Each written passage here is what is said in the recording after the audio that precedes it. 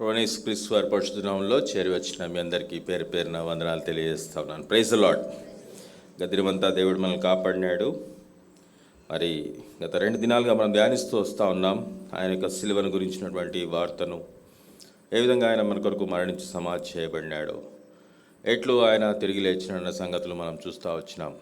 ఇప్పుడు ఈ దినాన మన జీవితాల్లో ప్రభు మనల్ని ప్రేమించి మనపై కృప చూపిస్తూ మరొక నూతన దినము, మన ప్రభువు మన కొరకై మరణించి సమాధి చేయబడి తిరిగి లేచినటువంటి పునరుత్థాన దినముగా మన జీవితంలో మనకి ఇచ్చినాడు.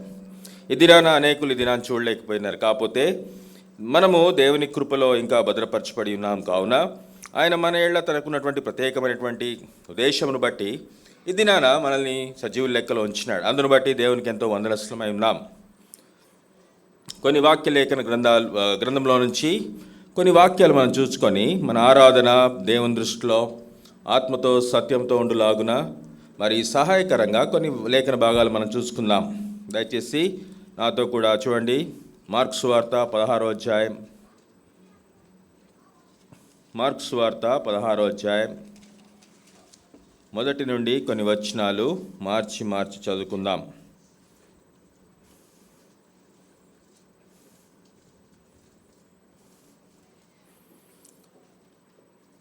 మార్కు సువార్త 16వ అధ్యాయము మొదటి నుండి కొన్ని వచనాలు. విశ్రాంతి దినము గడిచిపోగానే మగ్దలేని మరియయు, యాకోబు తల్లి అయిన మరియయు, సలోమేయు వచ్చి ఆయనకు పూయవలనని సుగంధ ద్రవ్యములు కొనిరి.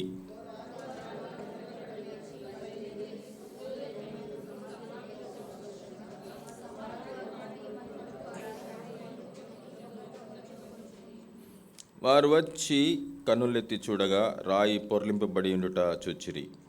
ఆ రాయి ఎంతో పెద్దది. అప్పుడు వారు సమాధిలో ప్రవేశించి తెల్ల నిలువుటంగి ధరించుకొని ఒక పడుచువాడు కుడివైపున కూర్చుంట చూచి మిగులా కలవరపడ. అందుకతడు, కలవరపడకుడి, సిలువ వేయబడిన నజరేయుడగు యేసును మీరు వెతుకుచున్నారు. ఆయన లేచి ఉన్నాడు, ఇక్కడ లేడు. వారు ఆయనను ఉంచిన స్థలము చూడుడి. ఆయన మీకంటే ముందుగా గలిలయలోనికి వెళ్తున్నాడని ఆయన మీతో చెప్పినట్టు అక్కడ ఆయన చూతురాని ఆయన శిష్యులతో పేతురుతోనూ చెప్పాడు. ఆయన వారు బయటికి వచ్చి విస్మయం నొంది వణకుచు సమాధి యుద్ధ నుండి పారిపోయిరి. వారు భయపడినందున ఎవరితో ఏమీ చెప్పలేదు. 9వ వచనం చదవండి.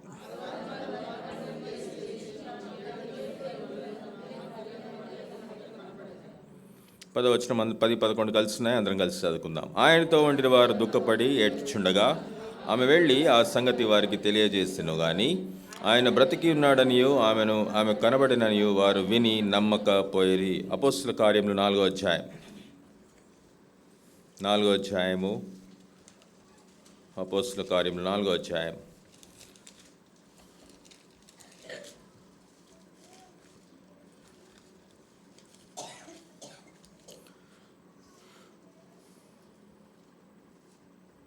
ముప్పై 33వ వచనం. అందరం కలిసి చదువుకుందాం.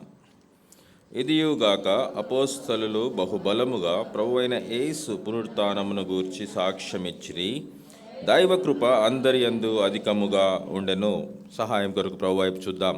దయచేసి కళ్ళు మూసుకొని మోకరించినట్లయితే, తలలు వంచినట్లయితే ప్రార్థన చేసుకుందాం. ప్రేమ కలిగిన దేవా, పరలోకమందున్న మా తండ్రి, నీ మహా ప్రేమను బట్టి నీ ప్రియ కుమారుడు ప్రభువైన యేసుక్రీస్తు వారిని మా కొరకై నీ అద్వితీయ కుమారునిగా ఈ లోకానికి పంపించిన విధానముకై ప్రభువా, మా ప్రియ ప్రభు మా కొరకై చేసినటువంటి ఆ బలియాగమును బట్టి ప్రభువా, మాపై నువ్వు చూపించినటువంటి నీ ప్రేమను బట్టి ప్రభువా, నిన్ను ఎంతో వందనస్తులమై ఎదుట సాగిలపడుతూ నిన్ను స్తుతిస్తూ ఉంటున్నాం. మా జీవితంలో మమ్మల్ని ప్రభువా మరి సజీవుల లెక్కలో ఉంచి మరొక నూతన దినము, మా ప్రభు దినముగా మా ప్రియ ప్రభు మా కొరకై మరణించి సమాధి చేయబడి తిరిగి లేచి పునరుత్థానుడైనటువంటి పునరుత్థాన దినముగా, ఒక పండుగ దినముగా మాకు ఇచ్చినందుకై నీకు వందనాలు, స్తోత్రాలు.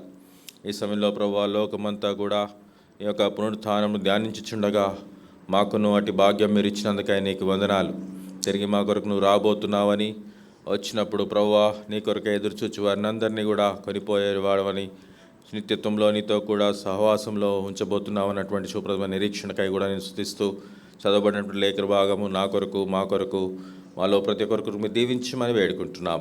తండ్రి అపాత్రుని నన్ను సిలువ చాటున మరుగుపరిచి కేవలము పరలోక సువార్త మాత్రమే తండ్రి ఆ యొక్క మరి మాటలు మాత్రమే ధ్యానించడానికి మాకు కావాల్సిన కృపను అనుగ్రహించండి. ఈ సమయంలో మానవ తలంపును కొట్టివేయండి తండ్రి. మానవ జ్ఞానము మంటితో సమానమైనది. నీవైతే పరమందు నీ జీవమును మాకు ధారాళంగా అనుగ్రహించేవాడు. నీ జీవపు మాటలు మాకు అనుగ్రహించమని వేడుకుంటున్నాం. పరలోక ప్రత్యక్షతలోనే వాక్యం ధ్యానించబట్ట కావాల్సిన కృపను అనుగ్రహించమని వేడుకుంటున్నాం. మమ్మల్ని అందరూ మీ హస్తంలోకి అప్పచెప్పుకుంటూ వచ్చిన వారందరిని బట్టి నీకు వందనాలు. రానయున్న వారిని కూడా ఆయక త్వరబెట్టి తీసుకొని రావాల్సిందిగా వేడుకుంటూ ప్రియ ప్రభు రక్షకుడు యేసుక్రీస్తు వారి పరిశుద్ధమైన నామములో స్తుతించి ప్రార్థించి అడిగి వేడుకుంటున్నాం తండ్రి, ఆమేన్. ఇక్కడ మనం చూస్తూ ఉన్నాం ఉదయకాలముననే మరియా ఇంకొక మరియా ఇద్దరి గురించి రాయబడింది చాలా స్పష్టంగా. మగ్దలేని మరియయు, యాకోబు తల్లి అయిన మరియయు, సలోమెయు వచ్చి అని రాయబడింది. ఇక్కడ అంత స్త్రీల గురించి రాయబడతా ఉంది. ఆ దినాల్లో మరి అన్న పేరు చాలా సర్వసాధారణమైనటువంటి పేరు. ఇప్పుడు మన మందిరంలో చాలామంది శామ్యుయల్స్ ఉన్నారు. అట్లాగే ఆ దినాల్లో మేరీ అంటే ఏ మేరీ అనేవాళ్ళు. అందుకే స్పష్టంగా పరిశుద్ధాత్ముడు ఇక్కడ రాయించినాడు. మగ్దలా అనే ఊరి నుంచి వచ్చినటువంటి ఒక మరియా, ఆమె నుండి దేవుడు 7 దెయ్యాలను వెళ్ళగొట్టినాడు. అటువంటి ప్రభు వలన మరి సహాయము పొందినటువంటి స్త్రీ, విడిపించబడినటువంటి స్త్రీ. దాని తర్వాత యాకోబు తల్లి అయిన మరియయు. ఇక్కడ ప్రభువైన యేసుక్రీస్తు వారి యొక్క మరి భౌతికమైనటువంటి తల్లిని సూచిస్తూ ఉంది. యాకోబు దేవుని ప్రభువైన యేసుక్రీస్తు వారికి భౌతికమైనటువంటి సహోదరుడు. అదేగాక ఇంకొక సలోమెయు వచ్చి ఆయనకు పూయవలనని సుగంధ ద్రవ్యములు కొనరి. ఇంకొక మరి కూడా ఉంది. ఇంకా చాలామంది స్త్రీలు వచ్చినారు. వేరే సువార్తల్లో మాటలు రాయబడినాయి. అక్కడ మరి జబదీ కుమారుల వారి తల్లి కూడా వచ్చింది. ఆమె కూడా అక్కడ ఉంది, సిలువ దగ్గరే ఉంది. వీరందరూ కూడా మరి ఆదివారమున పెందలకడ లేచి బయలుదేరి సూర్యోదయం అయినప్పుడు మరి సమాధి యొద్దకు వచ్చుచుండగా ఇంకా వస్తూ ఉన్నారు. ఆ సమయంలో వారిలో రకరకాల ఆలోచనలు ఉన్నాయి. ప్రభువుని ఎంతగానో ప్రేమించినారు, ఆయన కూడా వారిని ఎంతగానో ప్రేమించినాడు, ఆదరించినాడు, వారికి ఉన్న సమస్యలను తీర్చినాడు. పరలోకమును గురించి, పరలోక సంబంధమైనటువంటి మరి జీవమును గురించి, తండ్రి అయిన దేవుని గురించి అనేక విషయాలు వారితో పంచుకుంటూ వచ్చినాడు. వారు విశ్వసించినారు. ఆయన దేవుని కుమారుడని, ఆయనే రాబో మెస్సయ్య అని విశ్వసించి ఆయన యందు నమ్మిక ఉంచినారు. కానీ అక్కడున్న పరిస్థితులు చూచినారు. మరి సిలువ వేయబట్ట, ఆయన మరణించుట, ఇంకేం చేస్తాంలే, అయిపోయింది అనుకున్నారేమో, ఇంటికి వెళ్ళిపోయినారు. దాని తర్వాత తిరిగి ఆ యొక్క అభిమానాన్ని వారు చాటుకోవడానికి, లేకపోతే ప్రభుపై వారికి ఉన్నటువంటి ప్రేమ, ఆయన చూపించిన ప్రేమకు బదులుగా వారు ఏదో ఒకటి చేయాలి అన్నటువంటి తపనతో ఆయనకు సుగంధ ద్రవ్యాలు పూయాలని కొన్ని సుగంధ ద్రవ్యాలను ఏం చేసినారు, కొన్నారు, వెలపెట్టి కొన్నారు. కొంత డబ్బు ఇచ్చి సుగంధ ద్రవ్యాలు కొన్నారు. సుగంధ ద్రవ్యాలు అంటే ఆ దినాల్లో అంత ఆషామాషి ఏం కాదు, చాలా ఖరీదైనవి అవి సుగంధ ద్రవ్యాలు. వారు మార్కెట్కి వెళ్ళాలా, కొనుక్కొని రావాలా, ఇవన్నీ ఎప్పుడు జరిగిపోయినాయి? బహుశా ఆ శనివారం రోజు సాయంత్రమే అవన్నీ జరిగిపోయినాయి. ఆ సబాతు దినము ముగిసిన వెంటనే 6 గంటలకు ముగిస్తే వెంటనే మార్కెట్లోకి వెళ్ళినట్టున్నారు. వెళ్ళి చకచక అన్నీ కొనేసుకున్నారు. రాత్రంతా మరి మేల్కున్నారో మరి నిద్రపోయారో తెలియదు, కానీ ఉదయానికంతా సిద్ధం చేసేసుకొని సమాధి యొద్దకు వస్తూ ఉన్నారు. దారిలో వారికి వచ్చిన ఒకే ఒక సందేహం ఏంటంటే, సరే వెళ్ళనైతే వెళ్తున్నాం, కానీ అంత పెద్ద రాయి ఎవరు తొలగిస్తారు? ఇప్పుడు మనకు ఎవరు సాయం చేస్తారు? ఇంత పెందలకడ ఇంకా తెల్లారలేదు, ఇంకా చీకటి పోలేదు, ఈ టైంలో మనకు సాయం చేయడానికి అక్కడ ఎవరు ఉంటారు? మరి రక్షక భటులు ఉన్నారు కదా, వారిని అడిగితే ఎట్లా ఉంటుంది? వాళ్ళు మనకు నిజంగా సాయం చేస్తారంటావా? ప్రభువునే చంపేసిన వాళ్ళు, ప్రభువునే ఆ శిలువ మీద హింసించిన వాళ్ళు మనకి ఈ సహాయం చేస్తారా? లేకపోతే ఇంకెవరిని అడగాలి అన్నటువంటి ఆలోచన వాళ్ళకు ఉంది. అయితే మరి దాని తర్వాత మాటలు మనం చూస్తాము. వారు వచ్చినారు, ఆఖరికి వచ్చి కన్నులెత్తి చూస్తూ ఉన్నారు. కన్నులెత్తి చూడగా రాయి ఏమైంది? పొర్లింపబడి ఉండుట చూచారు. చూడండి, ఆ రాయి ఎంతో పెద్దది అని రాయబడి ఉంది. ఆ రాయి ఎంతో పెద్దది. నిజానికి చెప్పాలంటే అట్లాంటి రాయి దొర్లించాలని ఎవరికి అవసరం? అసలు అది ఎవరికి అవసరము? ఎవరికి అవసరం అండి? రాయి దొర్లించాల్సిన అవసరం ఏముంది? దొంగలైతే ఇంట్లో తలుపులు బదలు కొడతారు, లేకపోతే ఇప్పుడు లేటెస్ట్ బీరువాలు అవన్నీ, దాని తర్వాత ఇంకా లేటెస్ట్ బ్యాంకులు. మరి ఒక సమాధి యొక్క రాయి తొలగించాలని ఎవరికి అంత అవసరం ఉంటుంది? అసలు ఎవరికి? చూస్తాం ఏంటంటే వారు ఎంతగానో మరి భయభ్రాంతులకు గురైపోయినారు, తొలగించి ఉంటున్నట్టు చూచినారు. అప్పుడు వారు సమాధిలోకి ఏం చేసినారు? ప్రవేశించినారు. చూడండి సమాధికి ఉన్నటువంటి ప్రాముఖ్యత నిన్న కూడా కొంతవరకు మనం ధ్యానించగలిగినాం. ఆ సమాధిలోనికి వారు ప్రవేశించినటువంటి అనుభవంలో వారు ఉన్నారు. ఆ ప్రవేశించి మరి అప్పుడు వారు చూస్తున్నారు, అక్కడ కుడివైపున ఎడం వైపున పడుచువాడు ఒక పడుచువాడు కూర్చొని ఉండుట చూస్తూ ఉన్నాడు. చూసి కలవరపడిపోయినారు. నిలువు తెల్లటంగి ధరించుకొని ఒక పడుచువాడు కుడివైపున కూర్చుంట చూచి మిగుల కలవరపడి. చూడండి, వారు సమాధిలోకి ప్రవేశించిన తర్వాత వారిలో కలవరం ఉంది. ఎందుకంటే అక్కడ ఒక పడుచువాడిని చూస్తూ ఉన్నారు. ఆ పడుచువాడు అంటా ఉన్నాడు, కలవరపడకుడి, సిలువ వేయబడిన నజరేయుడగు యేసును మీరు, నాకు తెలుసు మీరు ఎవరిని వెతుకుతున్నారో, మీరు కలవరపడతాను అన్నారు, మీరు ఎవరిని వెతుకుతున్నారో నాకు తెలుసు, మీరు ఎంతో ఆశగా వచ్చినారు, మీరు మీ ప్రభువుని మరి సుగంధ ద్రవ్యములతో మరి పూజించాలని, ఆయనకు పూయాలని, ఆయన యొక్క దేహమునకు అవి పూయాలని మీరు ఎంతో మరి ఆశతో వచ్చినారు. కానీ ఆయన ఇక్కడ లేడు, ఆయన లేచి ఉన్నాడు. చూడండి, విషయం ఏంటంటే ఇక్కడ లేడు, ఆయన లేచి ఉన్నాడు అంటే ఆయన పునరుత్థానుడైనాడు, మరణంను గెలిచి ఆయన లేచినాడు, సమాధిని జయించి ఆయన లేచినాడు. ఈ మాటలు ఇక్కడ చూస్తూ ఉన్నాము. మరి ఇటువంటి ఒక స్టేట్మెంట్ ఒకవేళ చేస్తే మరి లేచినాడు అనగానే ఏమవ్వాలా వీళ్ళకి? ఆశ్చర్యం కలగాలి. వారికి ఏం కావాలి?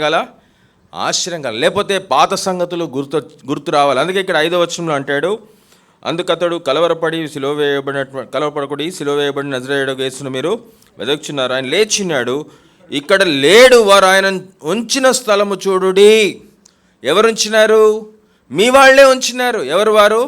అరిమత్తయి, యోసేపు, నికోదేము ఇద్దరు వచ్చి ఇక్కడగా ఉంచినారు కదా, మీ కళ్ళ ముందే ఇక్కడ ఉంచినారు కదా, మీరు చూడండి కావాలంటే. అక్కడ ఉన్నాడా? లేడు కదా. మరి మీకంటే ముందుగా ఆయన గలిలయకి వెళ్ళుచున్నాడు. మీకంటే ముందుగా మీరేమో మరి ఎంతో సిద్ధం చేసుకొని రావాలనుకుంటున్నారు. మీకన్నా ఎక్కువైనటువంటి ప్రణాళిక ఆయనకున్నది. ఆయనకి మీ పట్ల ఎంతో ఆశ ఉన్నది.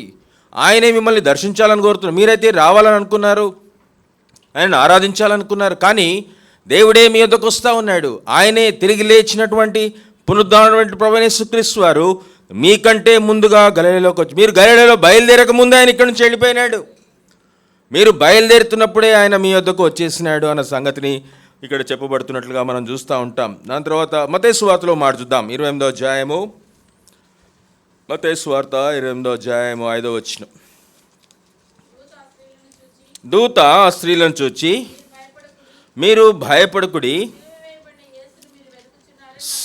సిలువ వేయబడిన యేసును మీరు వెదకుచున్నారని నాకు తెలియను, ఆయన ఇక్కడ లేడు, తాను చెప్పినట్టే ఆయన లేచి ఉన్నాడు, రండి ప్రభువు పండుకొనిన స్థలము చూచి త్వరగా వెళ్ళి లేచి ఉన్నాడని ఆయన శిష్యులకు తెలియజేయడి. ఇదిగో గలిలయలోనికి మీకు ముందుగా వెళ్తున్నాడు, అక్కడ మీరు ఆయనను చూతురు, ఇదిగో మీతో చెప్పితినా నేను. చూడండి, అక్కడ అప్పు చెప్పేసినాడు స్పష్టంగా, ఇదిగో నేను మీకు చెప్పేసిన, ఇంకా నాకేమీ సంబంధం లేదు, నాకు ఏదైతే దేవుడు చెప్పమన్నాడో ఆ విషయం మీకు చెప్పేసిన. ఆయన ఇక్కడ లేడు. ఇంకా ఎందుకు లేడు? దానికి ఆధారమైనటువంటి మాట కూడా చెప్తా ఉన్నాడు. తాను చెప్పినట్టే ఆయన ఈ లోకంలో శరీరధారిగా ఉన్నప్పుడు ఏదైతే చెప్పినాడో, నన్ను బంధిస్తారు, నన్ను సిలువ వేస్తారు, నేను లోక పాపమంతటి కొరకు, పాపులందరి కొరకు నేను మరణించి సమాధి చేయబడి తిరిగి 3వ దినంన నేను లేవాలి, నేను లేస్తాను అని చెప్పినట్లుగానే ఆయన చెప్పినట్లుగానే లేచినాడన్న సంగతిని ఇక్కడ తెలియజేస్తూ ఉన్నాడు. అయితే ఈ దినాన అందరూ కూడా పొద్దున్న లేవగానే, లేకపోతే పొద్దున్న తెల్లవారు లేవగానే హ్యాపీ ఈస్టర్ అని మెసేజ్లు పెట్టేసుకుంటారు వాట్సాప్లలో. కొంతమందికి అయితే ఫోన్లు కూడా చేస్తారు, కొత్త అల్లుళ్ళకి మరి, లేకపోతే అట్లా వాళ్ళందరూ కూడా ఫోన్లు చేసి గౌరవప్రదంగా, గౌరవ సూచకంగా వారు ఫోన్లు చేసి పెద్దవారికి చెప్తూ ఉంటారు. ఆ లేచినాడన్న మాటకు ప్రతిస్పందన అవసరము. లేచినాడంటే వీరేం చేసినారు? కలవరపడినారు. మరి దూత స్పష్టంగా ఇంకో చోట మత్తయిలో రాయబడింది అంటే భయపడిపోయినారు. ఆ ప్రతిస్పందన చూస్తున్నాం. మన విషయంలో ఎటువంటి ప్రతిస్పందన మనం కలిగి ఉన్నాం? ఎటువంటి ప్రతిచర్యని మనము చూపించగలుగుతా ఉన్నాం? మన వైఖరి ఏ విధంగా ఉంది? ఆయన లేచినాడన్న మాటకు మనం ఏ విధంగా స్పందిస్తున్నాం అన్నది మనము ఇక్కడ మనం చూసుకోవాలి. ఈ భయము నుండి విశ్వాసంలోనికి, ఈ భయములో నుండి ఆ విశ్వాసంలోనికి రావడానికి పరిశుద్ధాత్మ దేవుడు వారికి సాయం చేస్తూ ఉన్నాడు. ఏమంటున్నాడు? ఆయన చెప్పినట్టే లేచినాడమ్మా. మీ విశ్వాసం కోల్పోవద్దు, మీరు కలవరపడద్దు, మీరు భయపడాల్సిన అవసరమే లేదు. ఆయన తిరిగి లేచినాడు అన్న మాటను మనం ఇక్కడ చూస్తూ ఉన్నాం. చూడండి, మరి అదేవిధంగా మరి ఇంకో మాట చూద్దామా? యోహాను సువార్త 20వ అధ్యాయము ఇంకొక వ్యక్తి యొక్క ప్రతిస్పందన చూద్దాం. 20వ అధ్యాయము యోహాను సువార్త 24వ వచనం దయచేసి ఎవరైనా చదవండి అమ్మా. యేసు వచ్చినప్పుడు 12 మందిలో ఒకడైన దిదుమ అనబడిన తోమా వారితో లేకపోయాను గనుక తక్కిన శిష్యులు మేము ప్రభువుని చూచితిమని అతనితో చెప్పగా అతడు, నేను ఆయన చేతులలో మేకుల గుర్తును చూచి నా వ్రేలు ఆ మేకుల గుర్తులో పెట్టి నా చెయ్యి ఆయన ప్రక్కలో ఉంచితేనే కానీ నమ్మనని. చూడండి, ఇక్కడ నమ్మను అంటే సరిపోతుంది. ఏమంటున్నాడు? నమ్మను. ఎంత దృఢంగా నిశ్చయంగా చెప్తున్నాడంటే అసలు నాకు మీరు ఇన్ని చెప్తున్నా నేను నమ్మను. ఇటువంటి ప్రతిస్పందన ఈ వ్యక్తి జీవితంలో. ఈయన కూడా ప్రభుతో ఉన్నటువంటి వాడే, ప్రభుతో పాటు ప్రయాణం చేసినటువంటి వాడే. ఈయన చెప్తున్నటువంటి నేను నేను ఆయన గాయాల్లో నా వేలు పెట్టి చూడాలి, నేను ఆయన పక్కలో నా చేయి పెట్టి చూస్తే తప్ప నేను నమ్మను. మీరు ఎంత చెప్పినా నమ్మను. కోర్టులలో ప్రూఫ్లు పెడతారు, ఎవిడెన్స్లు అంటారు వాటిని, ఫోటోలు తీసి పెడతారనమాట. చూడండి, నేను కాదండి, ఆయనే ముందు కొట్టినాడు, లేకపోతే ఈ టైంకి వచ్చినారు, సీసీటీవీ ఫుటేజీలు పెట్టి చూపిస్తూ ఉంటారు. ఈ సమయంలో ఇట్లా జరిగింది, ఈ నిమిషంలో. ఇక్కడ ఎన్ని చెప్పినా వీళ్ళు పొద్దున్న వెళ్ళారంటయ్యా, మరియా వెళ్ళిందంట, సలోమి కూడా చెప్పింది, ఇంకో మరియా కూడా చెప్పిందయ్యా, ఆయన లేచినాడు, మాకు కూడా కనపడినాడు, మేము కూడా చూసినామంటే నమ్మట్లేదు ఆయన. అసలు విశ్వాస జీవితంలో మనం కూడా ఆ విధంగా ఉంటాం. ఆరాధించడానికి వచ్చినాం, లేచినటువంటి ప్రభువుని ఆరాధించడానికి వచ్చినాం. మన యొక్క నమ్మిక, విశ్వాసము కలవరపడే స్థితిలో ఉందా? భయపడే స్థితిలో ఉందా? ఇంకా నమ్మలేనటువంటి స్థితిలో మనం ఉన్నామా? ఎన్ని సంవత్సరాల నుంచి దేవుని యొక్క ప్రభు అయిన యేసుక్రీస్తు వారి యొక్క పునరుత్థానంను మనం ముందుకు తీయబడుతున్నప్పటికీ కూడా అనేక సార్లు మరి విశ్వాసరహితముగానే, విశ్వాసంలో లోటు పడినటువంటి వారంగానే మనం ఉంటాం. అయితే ప్రభు అయిన యేసుక్రీస్తు వారి యొక్క శక్తిని ఇక్కడ మనం చూస్తూ ఉన్నాం. ఏంటంటే ఆయన ఒక సందర్భంలో చూపించినాడు. తోమా ఆ విషయం ఎరిగినటువంటి వాడు అయినప్పటికీ కూడా తోమా నమ్మలేదు. ఒక వ్యక్తి నమ్మినాడు. ఆ వ్యక్తికి ఆ ప్రభుత్వం వారు అప్పచెప్పినారు కదా. ఇక్కడ పోలీసులకి ఎవరికైనా కేసు అప్పచెప్తే దానికి ఒక లీడర్ని పెడతారు. పలానా ఎస్పీ కింద, మొన్న ప్రవీణ్ పగడాల విషయంలో కూడా ఒక ఎస్పీకి అప్పచెప్పినారు. అట్లాగే ఈ లోకంలో ఏదున్నా సరే ఒక టీం లీడరు, ఆ కింద ఒక స్టాఫ్ ఉంటారు. అది గవర్నమెంట్ ఆఫీస్ అయినా సరే ఒక సూపరింటెండెంట్ కింద సెక్షన్లో స్టాఫ్ ఉంటారు. అట్లాగే ప్రభు అయిన యేసుక్రీస్తు వారిని సిలువ వేయడానికి కూడా ఒక బృందానికి అప్పచెప్పబడింది. ఆ బృందానికి ఒక అధిపతి ఉన్నాడు, ఆయన శతాధిపతి. ఆయనకు అప్పచెప్పబడినటువంటి పని, ఆయనకు తెలిసి ఏంటంటే ఆ స్థలంలో మరి సిలువ వేయడానికి మరి వేయబట్టడానికి వచ్చేటువంటి ఆ నేరగాళ్ళందరినీ కూడా వారి ఇష్టం వచ్చినట్టు వారితో వ్యవహరిస్తారు. ఈ శతాధిపతి కూడా అట్లాగే వ్యవహరించినాడు. ఈ శతాధిపతి కూడా ఆయనకు అప్పచెప్పినటువంటి, ఎందుకంటే రోమా సైనికుడు ఆయన కింద 100 మంది సైనికులు ఉంటారు. ఆయన కూడా అంతే కఠినంగా వ్యవహరించినాడు. అయితే ఆ శిలువ పైన మన ప్రభువైన యేసుక్రీస్తు వారి యొక్క ఆ వ్యవహార శైలిని చూసినాడు, ఆయన యొక్క వైఖరిని చూసినాడు. ఆయన మరి అటువంటి దీన స్థితిలో కూడా, అంత వేదనలో కూడా తన తల్లిని మర్చిపోకుండా, అమ్మా ఇదిగో నీ కుమారుడు అన్నప్పుడు ఆ మాటలు చూసినాడు. అయ్యో, ఇతను నేరగాడా? తన తల్లిని ఇంతగా ప్రేమిస్తున్నటువంటి వాడు సమాజాన్ని ఎట్లు ద్వేషించగలడు? ఎటువంటి పాపం చేసినాడు అసలు ఈయన అన్నటువంటి ఆయన సందేహం ఆయన కలిగి ఉండొచ్చు. దాని తర్వాత ఆ శిలువ పక్కన శిలువ పైన ఉంటే దొంగ కూడా నీ రాజ్యములను జ్ఞాపకం చేసుకోమని అన్నప్పుడు, ఇదిగో నిశ్చయంగా నేడే నీవు నాతో పాటు పరదేశంలో ఉంటావు అన్నటువంటి మాటను విని ఈయన ఇంత శక్తి గలవాడా? చూడండి, తండ్రి వీరేమి చేయించున్నారో వీరు ఎరగరు కనుక వీరిని క్షమించమన్నప్పుడు ఇంత బాధ పెడుతున్నా నేను నా బృందము, బహుశా అక్కడ అనేక మంది సైనికులు ఉండొచ్చు, ఒక్కొక్కళ్ళు ఒక్కో విధంగా ఆయనతో వ్యవహరించి ఉండొచ్చు. ఒకళ్ళు కుర్రాలతో కొడతా ఉండొచ్చు, ఇంకోళ్ళు ఈడుస్తూ ఉండవచ్చు, ఇంకోళ్ళు గడ్డం పెరిగి వేస్తూ ఉండొచ్చు, ఇంకోళ్ళు ఉమ్మి వేస్తూ ఉండొచ్చు. ఇవన్నీ జరుగుతున్నా కూడా అప్పుడేమైనా కనిపించలేదు. కానీ ఎప్పుడైతే ఆయన శిలువ మీద తండ్రి వీరేం చేయించున్నారు, వీరు ఎదగరు కనుక వీరిని క్షమించమన్నప్పుడు ఆ శతాధిపతి హృదయం కదిలిపోయింది. ఆయన యొక్క ప్రతిస్పందన చూడండి, ఎటువంటి వైఖరి ఆయన చూపిస్తున్నాడు చూడండి. ఆయన అన్నాడు కదా, చూచినాడు భూమి కంపిస్తూ ఉంది, ఈ ఆకాశము బదలైనట్లుగా గొప్ప గొప్ప శబ్దాలు వస్తూ ఉన్నాయి. అసలు ఆయనకేం అర్థం కావట్లేదు, చీకటి గమ్ముతూ ఉంది. చూస్తూ ఉన్నాడు, ఆయన మాటలు చూస్తూ ఉన్నాడు, ఆయన జీవితం ఆయనకు తెలుసు. ఇవన్నీ చూస్తూ ఆయన గ్రహించినాడు, నిజముగా ఆయన దేవుని కుమారుడు. అది ప్రతిస్పందన. ఎప్పుడైతే దేవుని కుమారుడని మనం ఎరిగి ఆయన చేసిన బలియాగమును మనము గుర్తించి దాన్ని తలపోసుకుంటూ దాంట్లో లీనమైపోయి ఎప్పుడైతే దాని యొక్క పవిత్రతను, దాని యొక్క ఉద్దేశాన్ని మనం గ్రహిస్తామో అప్పుడు నిజమైనటువంటి స్తుతి, నిజమైనటువంటి ఆరాధనతో మనం దేవుని ఆరాధించగలుగుతాం. ఇక్కడ ఆయన అంటా ఉన్నాడు, ఈయన నిజముగా దేవుని ఒప్పేసుకున్నాడు. ఆయన బైబిల్లో రాయబడింది, ఎవరైతే యేసుక్రీస్తు ప్రభు అనియు దేవుని కుమారుడని విశ్వసిస్తారో వారందరూ కూడా రక్షించబడతారు. ఆయన రక్షించబడినాడు. చూడండి, ఇక్కడే మనం చూస్తాం ఏంటంటే మరి కొన్ని విషయాలు ఆయన చూస్తూ ఉన్నాడు. కొన్ని విషయాలు చూడండి, మార్కు సువార్త 15వ అధ్యాయం, ఇంకో మాట చూద్దాం. 15వ అధ్యాయం, మార్కు సువార్త 15వ అధ్యాయము 9వ వచనం.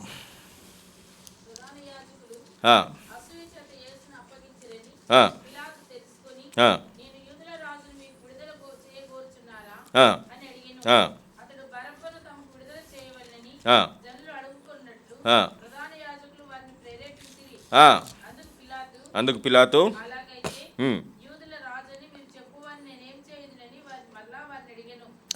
ఇక్కడ ఆ సందర్భంలో కూడా శతాధిపతి అక్కడే ఉన్నాడు.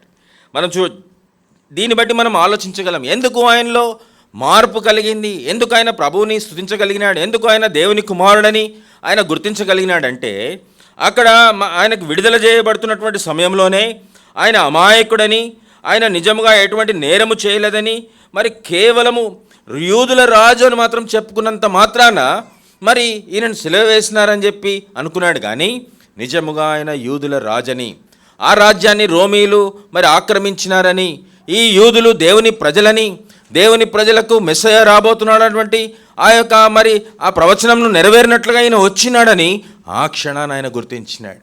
నీవు నేను కూడా ఈ విధముగా అటువంటి స్థితిలో ఉన్నప్పుడు, ఈ లోకంలో ఆ ఎరగని స్థితిలో ఉన్నప్పుడు ఆయన మన కొరకై మెస్సయాగా, రక్షకుడుగా ఆయన ఈ లోకానికి వచ్చినాడు. నీ కొరకు, నా కొరకు, మనందరి పాపముల కొరకు ఆయన కలువరి శిలువపై మరణించినాడు. ఆయన వేదన నొందినాడు, మరణించి సమాధి చేయబడినాడు. నీ నా పాపములన్నీ కూడా ఆ దొరలించి ఆ సమాధిలోకి మోసుకొని వెళ్ళినటువంటి ప్రభు ఈ దినాన తిరిగి లేచినటువంటి ఆ దినముగా మనం చూస్తూ ఉన్నాం. చూడండి, ఇంత గొప్ప అనుభవంలో మనం ఉన్నందుకై దేవునికి ఎంతో మనం వందనస్తులమై ఉండాలి. చూస్తూ ఉన్నాము లూకా సువార్త 23వ అధ్యాయము 48వ వచనం. మిగిలిన వారు ఏం చేస్తున్నారు? లూకా సువార్త 23వ అధ్యాయము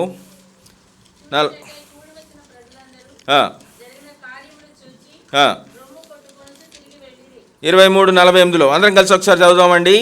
శతాధిపతి జరిగినది చూచి ఈ మనుషుడు నిజముగా నీతిమంతుడై ఉండెనని చెప్పి దేవుని మహిమపరచెను.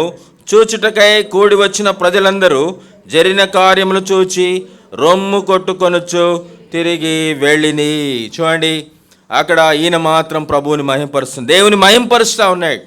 మిగిలిన వారందరూ కూడా రొమ్ము కొట్టుకుంటా ఉన్నారు. వారిలో ఆ సైనికులు, ఆయన హింసించినటువంటి సైనికులు కూడా ఉండొచ్చు, లేకపోతే ప్రభువుని నిరాకరించినటువంటి వారు కూడా అక్కడ ఉండొచ్చు. వారందరూ కూడా రొమ్ము కొట్టుకుంటున్నారు. అంటే అర్థం ఏంటంటే ఆ దినాల్లో రొమ్ము కొట్టుకోవడం, అపరాధ భావం ఉంటే రొమ్ము కొట్టుకుంటారు. అయ్యో అయ్యో అన్నటువంటి బాధ వారి హృదయాల్లో ఉండింది.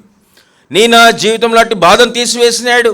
నిశ్చయమైనటువంటి ఆ పరలోక రాజ్యమునకు వారసులుగా మనల్ని చేసినాడు. ఈ విషయాన్ని మనం గుర్తించినటువంటి మనము ఈ దినాన ఆయనని ఆరాధించడానికి మనం వచ్చినాం. చూడండి, మనం చూస్తూ ఉన్నాం ఏంటంటే మంచి భావాలు ఉంటే సరిపోదు. ఆయన మంచోడండి అని అంటే సరిపోదు, లేకపోతే ఆయన పుణ్యాత్ముడండి, లేకపోతే అవతార పురుషుడండి ఆయన ఏ నేరం చేయలేదండి, అందరికీ మంచే చెప్పినాడండి, అందరినీ ప్రేమించమన్నాడండి, ఆయన కూడా అంటే సరిపోదు.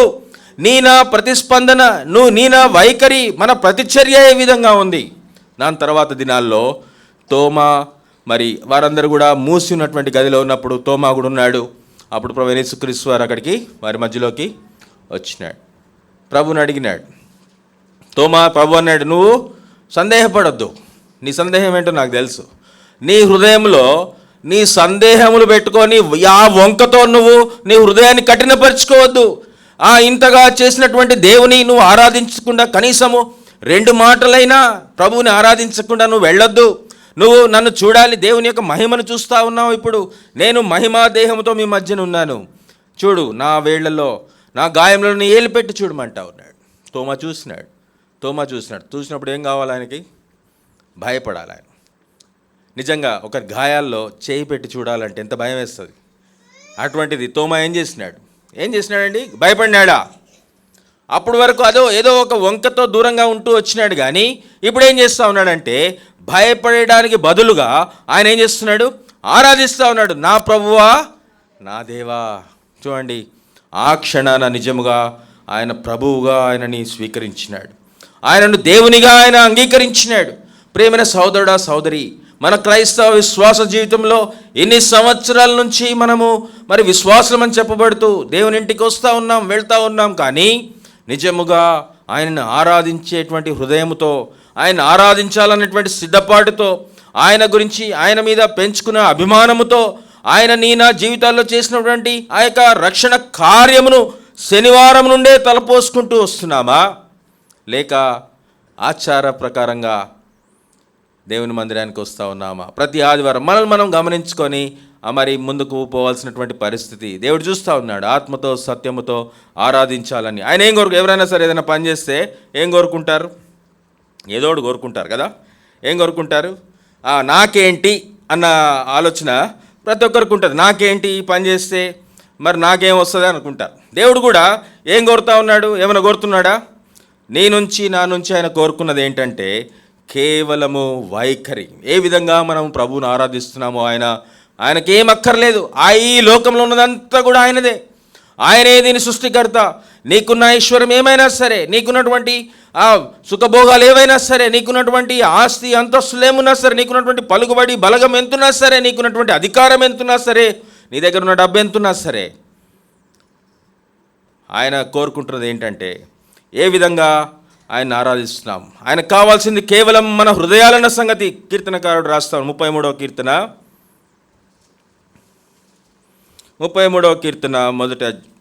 మొదటి వచనం. నీతిమంతులారా యెహోవాను బట్టి ఆనందగానము చేయుడి, స్తుతి చేయుట యథార్థవంతులకు శోభస్కరం. ఇక్కడ చెప్తా ఉన్నాడు, నీతిమంతులారా. ఎవరిని పిలుస్తూ ఉన్నాడు? ఎవరైతే ఆయన యొక్క రక్తములో, ప్రభువైన యేసుక్రీస్తు వారి యొక్క రక్తములో కడగబడి పవిత్రపరచబడి వారి పాపముల నుంచి విడిపించబడి సాతాను బంధకాల్లో నుంచి విడిపించబడి రానున్నటువంటి 2వ మరణం నుంచి విమోచించబడిన వారు ఎవరైతే ఉన్నారో వారిని ఉద్దేశించి మాట్లాడు. నీతిమంతులారా, ఇక మీరేమాత్రం పాపులు కాదు. ఆయన కలవరి శిలువలో మీకు రావాల్సినటువంటి శిక్ష అంతా కూడా ఆయన భరించేసినాడు. మీకు రావాల్సినటువంటి ఆ కఠినమైనటువంటి ఆ మరణము ఆయన మృంగివేసినాడు. ఆయన మరణించి సమాధి చేయబడి మరి 3వ దినమున ఆ మరణమును గెలిచి సమాధిని గెలిచి అంత బరువైన రాయి కూడా తొలగించబడింది. ఎవరు తొలగించినారు? ప్రశ్న. ఎవరు తొలగించినారు? దేవుడే తొలగించినాడు. తండ్రి అయినటువంటి దేవుడు తన కుమారుని, తన అద్వితీయ కుమారునిగా మనకు అనుగ్రహించినటువంటి ప్రభువైన యేసుక్రీస్తు వారిని, ఆ నీతిమంతుని, ఆ ప్రథమ ఫలమును కుళ్ళు పట్టనివ్వడానికి ఆయన ఇష్టపడలేదు. దావీదు రాస్తాడు ఆ మాటలో, నీ నీతిమంతుని నువ్వు కుళ్ళు పట్టనీయవు. అది దేవుని వాగ్దానం. అది ఆ నీతిమంతుడు, ఆయన ఒక్కడే నీతిమంతుడు. పౌలు రాస్తాడు ఏంటంటే నీతిమంతుడు లేడు ఒక్కడు, అందరూ కూడా ఏకంగా త్రోవ తప్పి ఎటువంటి వాళ్ళు అయ్యారు? పనికి మాలిన వారైనారు మీరందరూ. లోకంలో ఉన్న ఎవరైనా సరే పనికి వచ్చేటువంటి పని, దేవుని ఇతరులకు పరిచయం చేసేటువంటి పని, పరలోక రాజ్యానికి వెళ్ళేటువంటి ఆ పని, లేకపోతే తన పాపాల నుంచి తను విముక్తి పొందాలన్నటువంటి ఆ పనిని ఎవరు కూడా చేయడానికి ఆలోచించలేదు, తలంచలేదు. దేవుడే నా పక్షంగా ఆలోచించి ఆయన మహా ఉద్దేశంలో ఆ భూమి పునాదులు వేయబడక మునిపే, జగత్తు పునాది వేయబడక మునిపే ఆ ప్రియ కుమారుని మన కొరకై నియమించినాడు. ఆయన ఈ లోకానికి నీ కొరకు నా కొరకు రక్షకుడుగా ఈ లోకానికి వచ్చినాడు.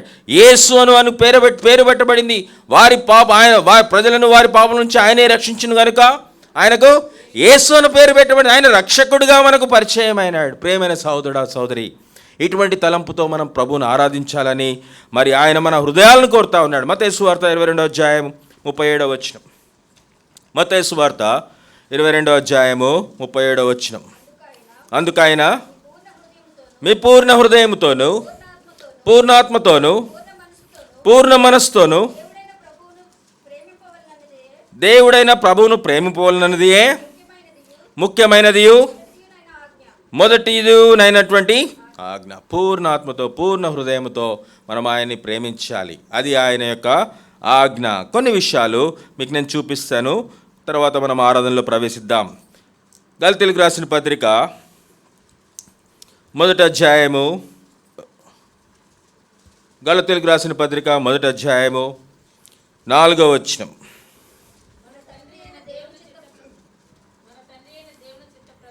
మన తండ్రి అయిన దేవుని చిత్త ప్రకారము క్రీస్తు మనలను ప్రస్తుతపు దుష్టకాలంలో నుండి విమోచింపవలనని మన పాపముల నిమిత్తము తన్ను తాను అప్పగించుకొనెను. చూడండి, ఏంటంట? ప్రస్తుతపు దుష్టకాలం నుండి మనల్ని విమోచించాలని.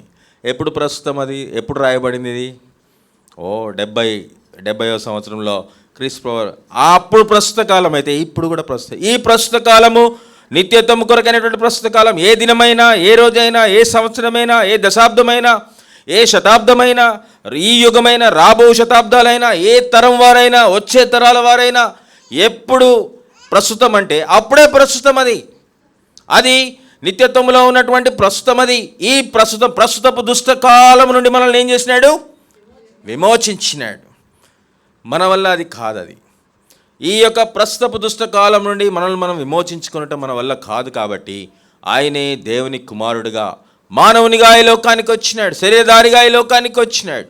మానవ దేహమును అలా ఆయన అమర్చుకొని లోకానికి వచ్చినాడు. ఆత్మస్వరూపమైనటువంటి దేవుడు, నీ కొరకు నా కొరకు దేవాది దేవుడు, ప్రభులకు ప్రభు, రాజులకు రాజు అయినటువంటి ఆయన ఈ ప్రస్తుతపు లోకం నుండి, దుష్టలోకం నుండి మనల్ని తప్పించడానికి దేవుని కుమారుడుగా నీ కొరకు నా కొరకు బదులుగా ఆయన కలవరిశిలపై శ్రమ నొందినాడు, మరణించి సమాధి చేయబడి ఇది తిరిగి లేచినాడు, మరణమును గెలిచినాడు. ప్రియమైన సహోదరా సహోదరి, ఆ మరణమును గెలుచుట ఎవరు చూచినారు? ఈ లోక సంబంధి అయినటువంటి ఈ యుగపు దేవత వాడు చూచినాడు.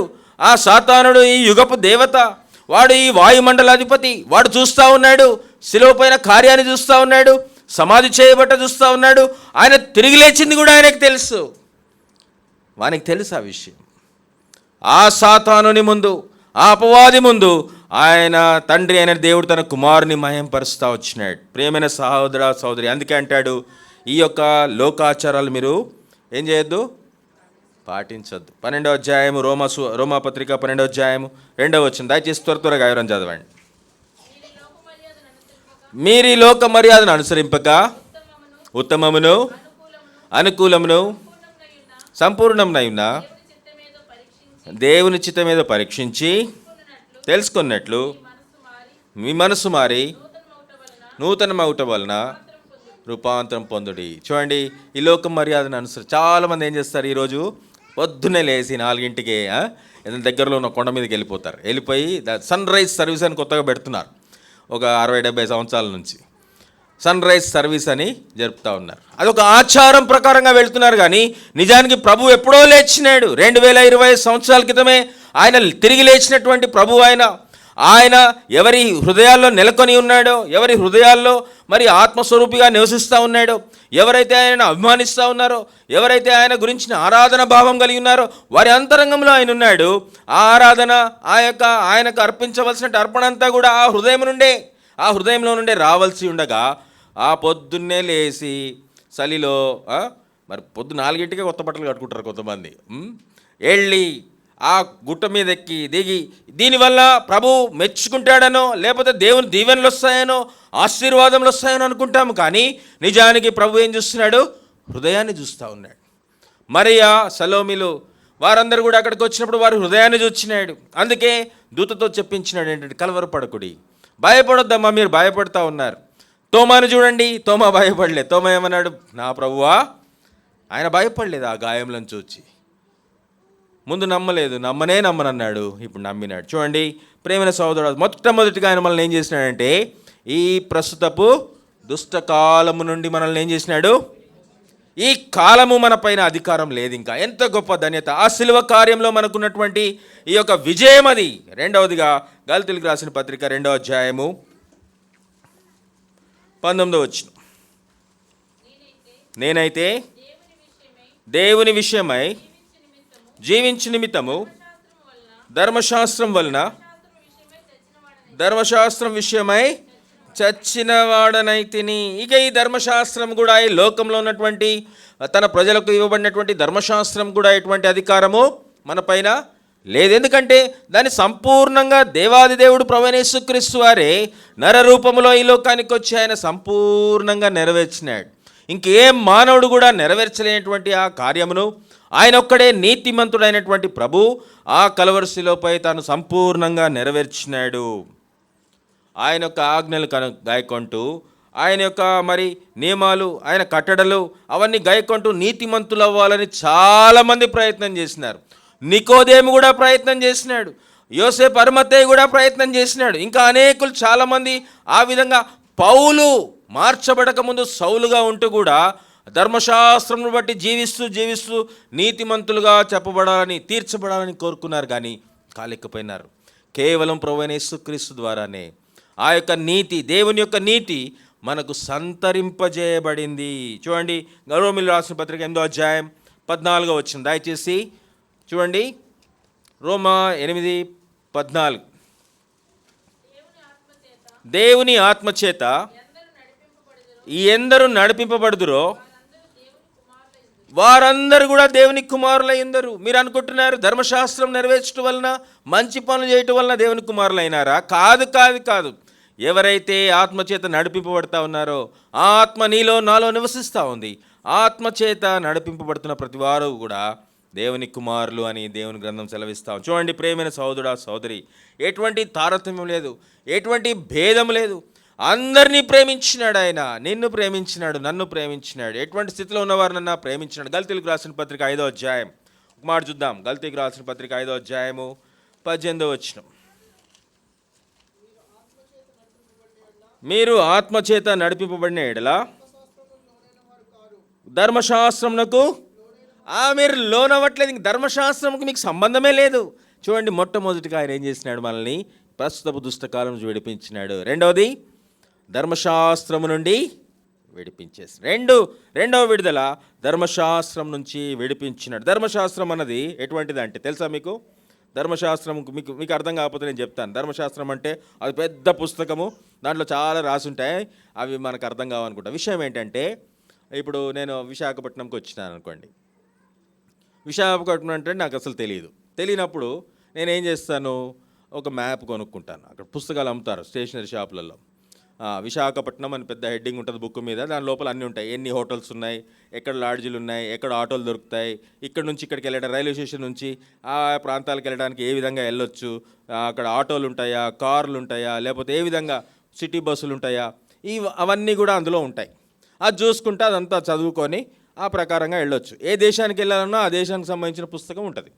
అట్లా ఒకవేళ అదేంటది మ్యాప్. అది సరే, ఆ మ్యాప్ పట్టుకొని బస్సు ఎక్కినాక కొంచెం దూరం వచ్చినాక ఈ మ్యాప్ నాకు అర్థం కాలేదనుకోండి, ఎక్కడ దిగాలో సరైన ప్లేస్ అక్కడ కనపడలేదు అనుకోండి, అప్పుడు నా పక్కన కూర్చున్న ఆయన, నా విశాఖపట్నం ఆయన్నే, నాకు మొత్తం తెలుసు, రేపంతా నేను ఖాళీయే, నాకు ఏ పని లేదు, నేను మొత్తం తిప్పుతాను అన్నాడు అనుకోండి, ఎట్లుంటుంది?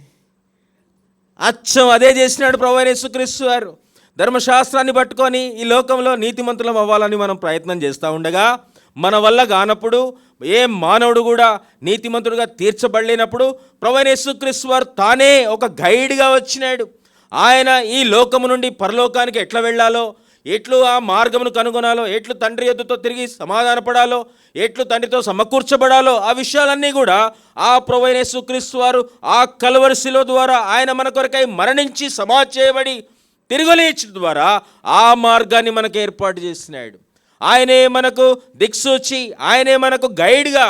మనకి ఇంకా ఏ ధర్మశాస్త్రం ఈ లోకంలో మనల్ని నీతిమంతులుగా తీర్చలేదు, కానీ కేవలము ఆయన పొందినటువంటి గాయములు, ఆయన పొందినటువంటి శ్రమ, ఆయన పొందినటువంటి ఆ శిలువ మరణము, ఆయన యొక్క సమాధి, ఆ సమాధిని గెలిచి లేచుటే అది మనకు విమోచనమైంది. అదే మనల్ని ధర్మశాస్త్రం నుండి విడుదల అనుగ్రహించింది. చూడండి, మొట్టమొదటిగా ఆయన ప్రస్తుత దుష్టకాలం నుండి మనల్ని విమోచించినాడు. రెండవదిగా ధర్మశాస్త్రం నుండి ఆ పంటికి పన్ను, కంటికి పన్ను, పాపానికి మరణము, ఇటువంటి లేవింకా ఆయన ఆ మరణాన్ని ఆయన మృంగివేసినాడు, మరణంపై విజయం గావించినాడు.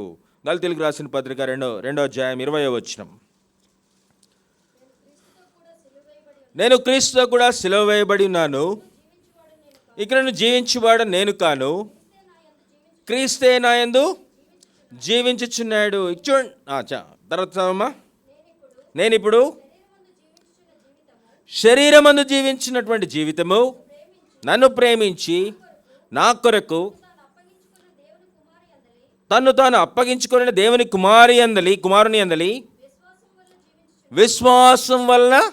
చూడండి ఎంత గొప్ప స్టేట్మెంట్. ఆ మాట మనం చెప్పగలుగుతామా? ఆ మాట ఇది తెలియకనే మరి మానవులు ఏం చేసినారంటే, మానవులు దేని వల్ల బ్రతుకుతున్నారో తెలియక అన్నం వల్ల బ్రతుకుతున్నాడని అన్నాన్ని దేవుడు చేసినారు, అన్నం పరబ్రహ్మం అన్నారు. ఇంకో గాలి పీల్చడం వల్ల మనిషి బతుకుతున్నాడని వాయుదేవుడిని చేసుకున్నారు. లేదు వర్షాలు పడి పంటలు పండుతున్నాయి అని చెప్పేసి ఈ వర్షం వల్లనే మనుషులు బతుకుతున్నారని ఆ వరుణదేవుడిని చేసుకున్నారు. రకరకాల దేవుళ్ళ, ప్రతిదాన్ని సృష్టిని దేవుళ్ళని చేసుకున్నారు. కానీ సృష్టికర్తను ఎరగని స్థితిలో ఆయన సృష్టికర్త అయినటువంటి దేవుడు, ఆది యందు ఉన్నటువంటి దేవుడు ప్రభువైన యేసుక్రీస్తు వారు, ఆయన లేకుండా ఏది కలగలేదన్నటువంటి ఆ దేవుడు ఆయనే ఈ లోకానికి మానవాకారంలో వచ్చినాడు. మీరు దేవుని గురించినటువంటి మీకున్నటువంటి అపోహలు తీసివేసుకోండి. నేనే మీకు ఆ తండ్రి యొద్దకు దారిని, ఆ మార్గం నేను చూపించగలుగుతాను. నేను దేవుని కుమారుడుగా ఈ లోకానికి వచ్చినాను. మనుష్య కుమారుడుగా పిలువబడుతున్నప్పటికీ నేను దేవుని కుమారుడను. పేతురు అన్నాడు కదా, నన్ను ఏమనుకుంటున్నారు అందరంటే, ఏమన్నాడు? నువ్వు దేవుని కుమారుడవని, జీవము కలిగినటువంటి దేవుని కుమారుడవని ఆయన గుర్తించినాడు. చూడండి, అటువంటి అనుభవంలోకి మనల్ని దేవుడు తీసుకొని వచ్చినాడు. సిలువ వల్ల మనకు కలిగినటువంటి మూడవది నేను అన్నది. నేను ఎంత ఘోర పాపినైనా, ఎటువంటి స్థితిలో ఉన్నా కూడా నేను అన్న దానిలోంచి పౌలు మరి మామూలుడా. పౌలు ఎటువంటి వాడు తెలుసా మీకు? ఆయన పరిసయ్యుడు, ధర్మశాస్త్రం ఉపాసన పట్టినటువంటి వాడు, ఆ ధర్మశాస్త్రాన్ని క్షుణ్ణంగా అరిగినటువంటి వాడు, మంచి కుటుంబంలో జన్మించినటువంటి వాడు, ఎంతో ఖర్చు చేసి గమలీయేలు దగ్గర విద్యను అభ్యసించినటువంటి వాడు, అధికమైనటువంటి ఉన్నతమైనటువంటి విద్యను ఆయన అభ్యసించినటువంటి వాడు.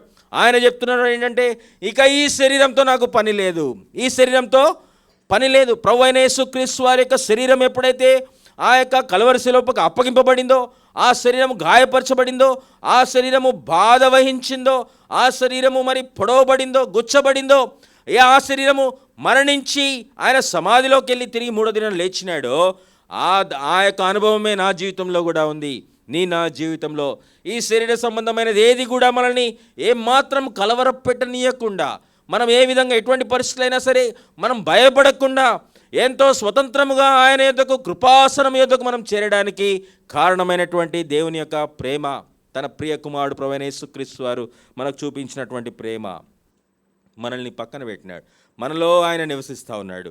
ఆయన ఎటువంటిది కూడా మనల్ని ఇంకా కలవరపెట్టకుండా మరి నిత్యమైనటువంటి స్వాస్థ్యంగా మనకు అయినాడు. ప్రియమైన సహోదరుడా సహోదరి, మరొక మాట చూసుకుందాం. 5వ అధ్యాయం గలతీయులకు రాసిన పత్రిక 24వ వచనం. 5వ అధ్యాయము 24వ వచనం. ఇటు వాటికి విరోధమైన నియమమేమీ లేదు, క్రీస్తు యేసు సంబంధులు శరీరమును దాని ఇచ్చలతోనూ దురాశలతోనూ సిలువ వేసి ఉన్నారు. ఈ సిలువ వేయటం అన్నది శరీరానికి ఎంతో బాధను తీసుకొస్తుంది, ఎంతో నొప్పి కలుగజేస్తుంది. అటువంటిది ఈ శరీరాన్ని ఆయన ఏం చేసినాడు? జయించినాడు. మరి సాతాను యొక్క మార్గంలో దాన్ని జయించాలంటే సాధ్యపడదు. ఒక ఆయన అన్నాడు, నా ప్రాణమా నువ్వు బ్రతికిన రోజులు ఏం చేయాలంటే మంచిగా తిను, కొట్లలో నీ కోసం ధాన్యం పెట్టినాను, నువ్వు తిను, త్రాగు, పడుకో, సుఖించు అన్నాడు. కానీ మరి అటువంటిది ఆయనని విమోచించలేదు. ఈ శరీరాన్ని జయించాలంటే దేవుని యొక్క మార్గంలోనే జయించాలి. కాబట్టి దేవుడే శరీరధారిగా ఈ లోకానికి వచ్చి ఆ శరీరాన్ని ఆ సిలువకు మేకుల కొట్టించుకున్నాడు. ప్రియమైన సహోదరుడా, సహోదరి, నా శరీరాలు కూడా ఒకనాడు మరి ఆ యొక్క సమాధిలోంచి లేపబడాలంటే, ఆ యొక్క మరణంను జయించి తిరిగి లేవాలంటే ఆయనే మనకు అవసరమై ఉండినాడు. ఆ విధంగా మనల్ని ఆయన చేరదీస్తున్నాడు, ఆయన బిడ్డలుగా మనల్ని చేసుకున్నాడు. మన శరీరం నుంచి కూడా మనల్ని ఏం చేసినాడు ఆయన? ఈ శరీరం గతించిపోతుంది, ఈ శరీరము మన్నుకు మన్నైపోయినటువంటి శరీరం, దీంతో ఇంకా మనకు పని లేదు. అట్టి ఆనందముతో, అట్టి సంతోషముతో ప్రభువు లేచినాడు, నన్ను కూడా లేపుతానన్నటువంటి ఆనందముతో ఆయన్ని ఆరాధించడానికి మనం కూడి వస్తూ ఉన్నాం. చూడండి, ఆఖరిగా గలతీయులకు రాసిన పత్రిక 6వ అధ్యాయము 14వ వచనం. అయితే మన ప్రభువైన యేసుక్రీస్తు సిలువైందు తప్ప మరి దేని యందును అతిశయించుట నాకు ఇంకా దేని యందు నాకు అతిశయం లేనే లేదు. ఇంకా ఏదైనా సరే ఈ లోకంలో ఎంత పెద్ద మరి విషయమైనా సరే నాకు దాని యందు ఏమాత్రం కూడా అతిశయం లేదు. కేవలము నా అతిశయం ఏంటంటే పౌలు అంటా ఉన్నాడు, ఆ సిలువే. ఆయన యొక్క మరణము, ఆయన యొక్క సమాధి, ఆయన యొక్క పునరుత్థానమే ఆ సిలువ, ఈ మరణాన్ని జయించినటువంటి సిలువ. ఆ ప్రభువైన దేవుడు, ప్రభువైన యేసుక్రీస్తు వారు మరణంను గెలిచి, సమాధిని గెలిచి మరి నిత్య జీవము నాకు అనుగ్రహించినాడు. ఈ ధర్మశాస్త్రము, ఈ లోకము, ఈ శరీరము, నా మంచి పనులు ఇవేవి నన్ను రక్షించలేదు. కానీ కేవలం ఆ సిలువ మాత్రమే, ఆ సిలువ కార్యం నీలో నాలో జరిగింది. ప్రేమైన సహోదరుడా, సహోదరి, అందును బట్టి మనం దేవునికి ఎంతో వందనస్తులమై ఆయన ఆరాధించబద్దులమై ఉన్నాం. ఆయన మన వైపు చూస్తూ ఉన్నాడు. వీరు నన్ను ఆరాధిస్తున్నారు, వీరు ఏ విధంగా ఆరాధిస్తున్నారు, ఎటువంటి హృదయంతో ఆరాధిస్తున్నారు, ఏమనుకుంటున్నారు నా గురించి అని పేతురుని అడిగినాడు. అక్కడ వారందరూ కలిసి వచ్చినారు. భయపడకూడమ్మా, ఇంకా భయపడొద్దు, మీరు కలవరపడద్దు. ఆయన చెప్పినట్లుగానే లేచినాడు. ఆయన మీ కొరకై ఆ కలవరశిలువకి ఎట్లా వెళ్ళినాడో ఆ విధంగానే మీ కొరకై, మీ పునరుత్థానం కొరకై ఆయన తిరిగి లేచినాడు. ఇప్పుడు పరలోకంలో ఆయన ఆరోహణుడై తండ్రి కుడి పార్శ్వంలో కూర్చొని నీ కొరకు, నా కొరకు విజ్ఞాపన చేయించున్నాడు. ఒకనాడు మళ్ళీ తిరిగి వస్తూ ఉన్నాడు. ఆయన ఇచ్చినటువంటి వాగ్దానం ప్రకారంగా చెప్పి నెరవేర్చేటువంటి దేవుడు. ఆయన చెప్పినాడు, నేను 3వ దినాన్ని లేస్తానన్నాడు, లేచినాడు. ఆయన వస్తానన్నాడు, వస్తాడు. వచ్చినప్పుడు ఏం చేస్తాడు?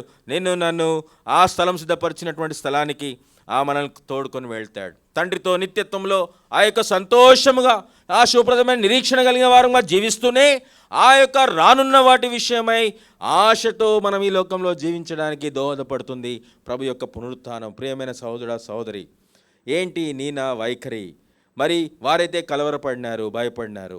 వారైతే తోమా అయితే ముందు నమ్మలేదు, దాని తర్వాత ఆయన నమ్మినాడు. వెంటనే ఆయన ఏం చేసినాడంటే, నా ప్రభువా, నా దేవా అన్నాడు.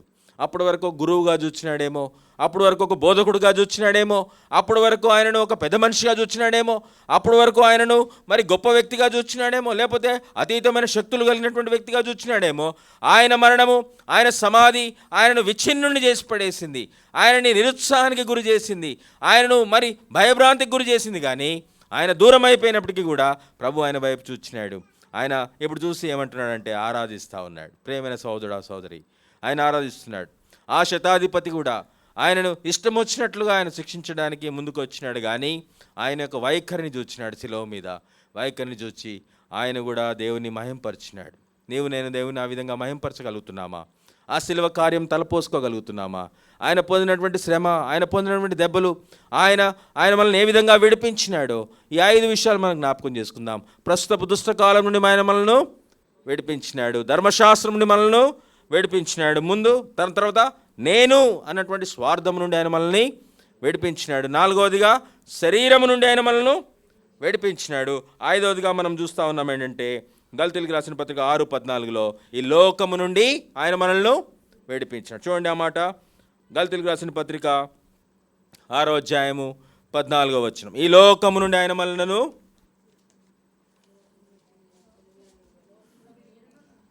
లోకమునకు నేనును.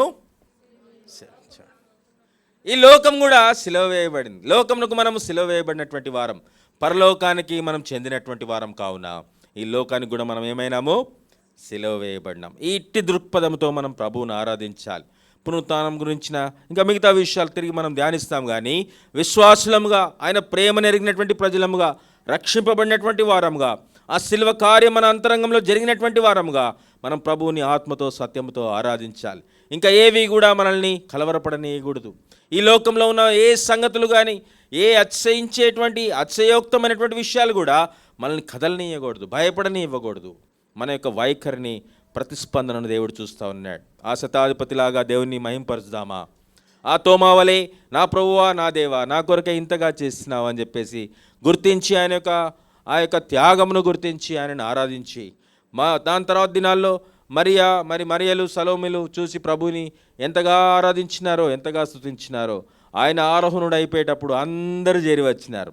శిలువ యుద్ధకు అందరు రాలేకపోయినారేమో, కానీ ఆయన ఆరోహణుడు అయిపోతూ ఉన్నప్పుడు అందరూ వచ్చినారు. ఆయన ఇప్పుడు ఆరోహణుడై తండ్రి కుడి పార్శ్వమున ఉన్నాడు. విశ్వాసులంగా, దేవుని బిడ్డలంగా ఆయన ఆరాధించబద్దులమై ఉన్నాం. ఆయన ఒక్కడే ఆరాధనకు యోగ్యుడు. ఇంకెవ్వరు కూడా యోగ్యత లేదు. ఎందుకంటే నా పాపమును తీసివేయగలిగినటువంటి వాడు ఆయన ఒక్కడే.